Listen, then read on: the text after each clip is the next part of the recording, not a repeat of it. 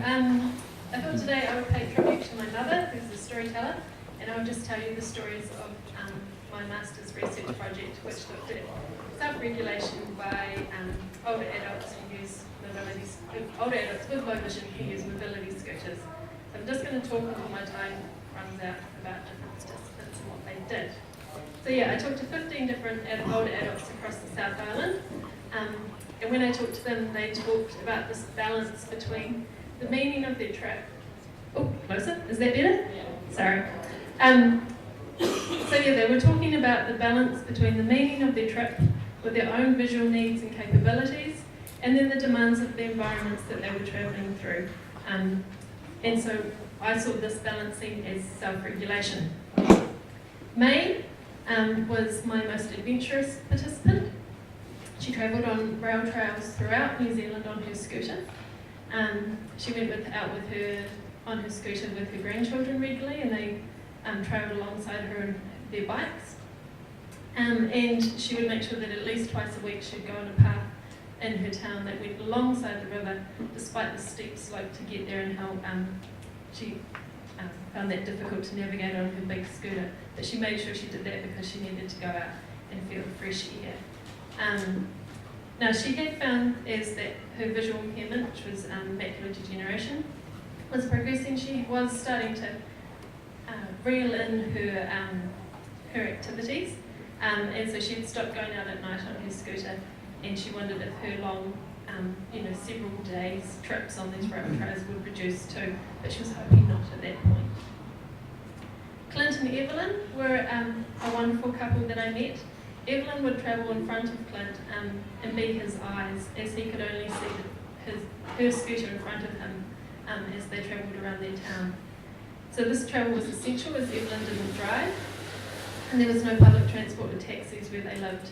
And Clint couldn't walk long distances, especially with the unpredictable footpaths and the cold temperatures that we get here down in the south. So they would often take their scooter along to the local department store, and there he could hold on to his trolley and walk around in a flat, warm and well-lit environment. Another participant was Chacone, and she learnt through her mistakes.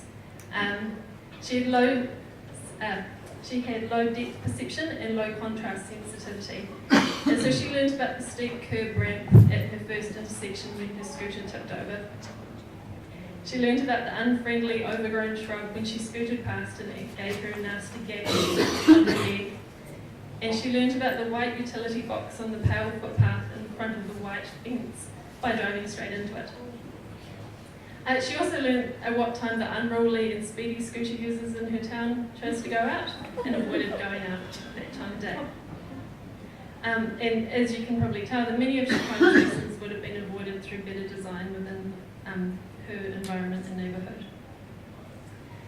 Now Poppy, he lived near a shared path, which took him to the next town, which was about 12 kilometres away. He shared this path with pedestrians, cyclists, and other scooter users. And on this path, which was wide with a gentle slope and in good condition, I'm just checking my time, 3 minutes, okay. I now have lost myself. He could so on this path, which was ideal for him, he could travel at top speed, which was 15 kilometres an hour, which was very fun for me as a researcher because I was running along behind him as he went. And this meant that he could get to the next town in good time. And when he arrived there, he would then crawl very slowly in the busy streets, particularly as he learned that distracted pedestrians were an obstacle.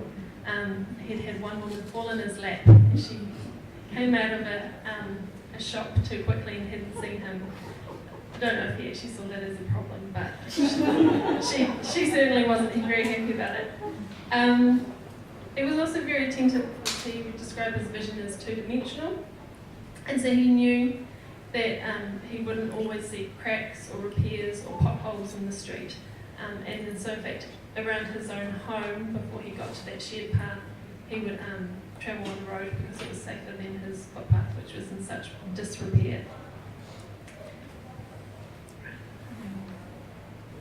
Thomas. So Thomas, he saw about 4 metres in front of him on a good day, and on a good day he could walk about 50 metres. So he used his scooter to go to the office at his retirement village to collect the mail, newspaper, perhaps a bottle of milk and a loaf of bread.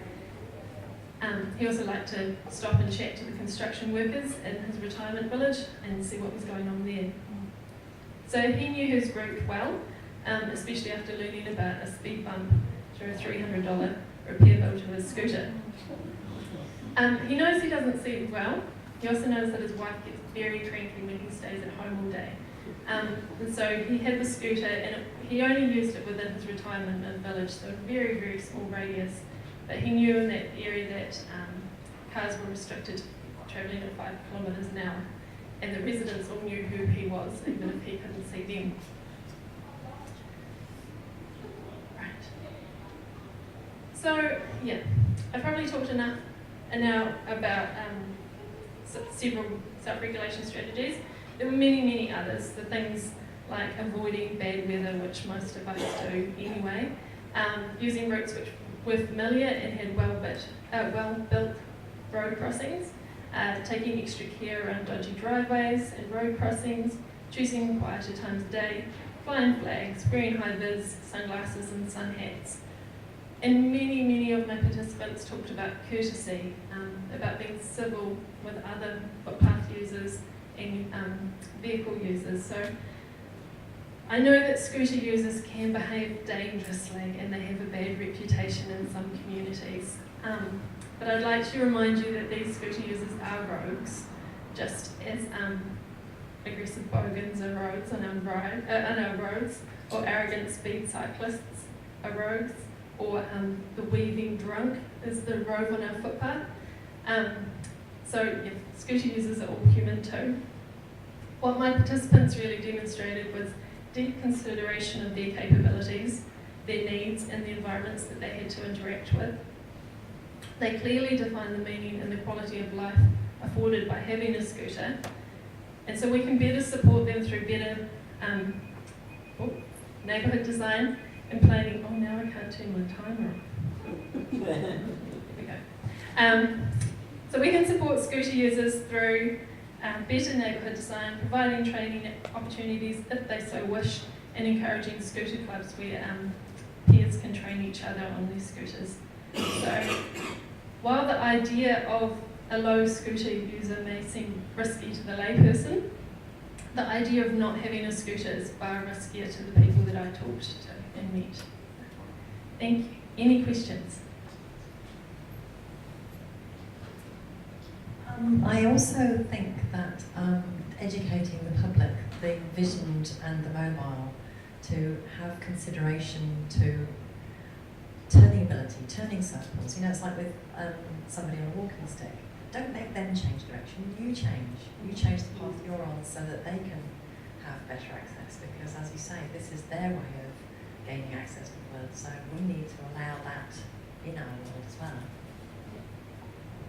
Yeah, I definitely agree that we need public campaigns to encourage civility on our footpaths.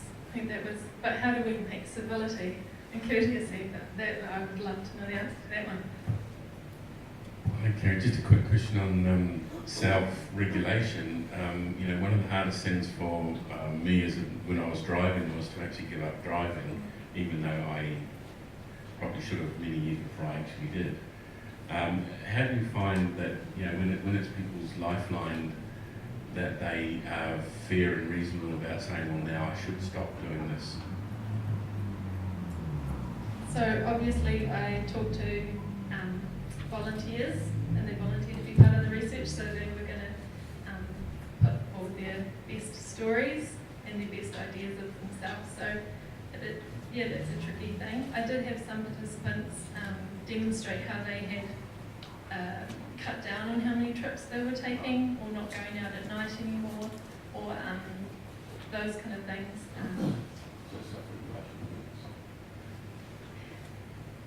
Self-regulation seems to be working. The option of regulation through compulsory training and compulsory assessment could create big barriers to mobility for many people, and doesn't, you know, we have driver's licenses and that doesn't mean that all people on the road are great drivers. So I don't see that as a panacea for the tensions that we have with scooter users in our communities. Thank you.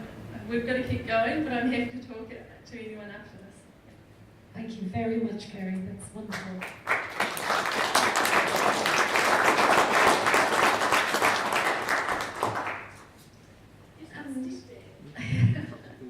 So this is a real family affair. So we're from one speaker to the